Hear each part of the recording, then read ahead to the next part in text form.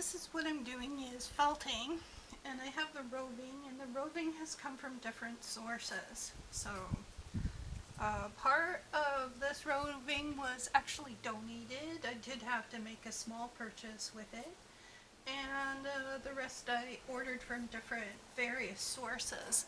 There are spinners in BC and across Canada. They do this for a living, which I find kind of peculiar and odd, but I'm sure they have other things going on other than just spinning. So what I'm doing is just doing some old-fashioned, ancient form of wet felting, which is the most simplest. And this is with dish soap and mesh. So I have the pieces laid out.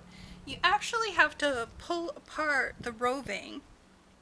Just very easily pull it apart, get it, and pull it apart. And then lay it all out, and then the process begins of the wet felting. Some people that are professionals that do this, they actually buy paddles and they put pressure on the material by using the paddles, but they're quite expensive. So unless you're really into it, like this is just like a hobby, to see if there's any kind of possibilities, because this is very popular on the West Coast. There are a lot of women that like designer stuff here, and there are a lot of people on Vancouver Island that make these as artisans. So I thought, well, I wanted to give it a go. This is my second try. I haven't done this for about 3 years. So the weather's hot enough to be able to do this because it is labor intensive. You have to put a lot of pressure into the fibers to get them to mesh together. And I also have a piece of mesh from a previous art project that I'm going to use to help put more pressure and lock the fibers in together. So once it's done, I'll make sure that I post once it's done. And I'm considering, what I did is I had a piece of silk fabric and I attached the finished product onto the silk and made a poncho out of it. And I think I'm going to make a wrap with this one depending on how it turns out.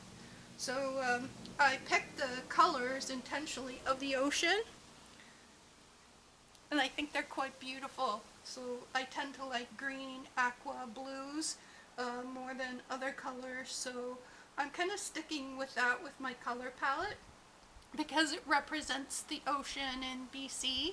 And a lot of people are very heavily influenced, mostly artisans, are heavily influenced by the ocean, that they live near the ocean or have access to the ocean. So that's kind of my premise with this, and I think it will turn out really pretty. So I'll post more as I'm doing this, but yeah, welt felting, it's a laborious process. You can use a chemical process, but I prefer not to. I prefer to keep it natural. So anyhow, this is what I'm doing for this project today. Okay, peace out, thanks.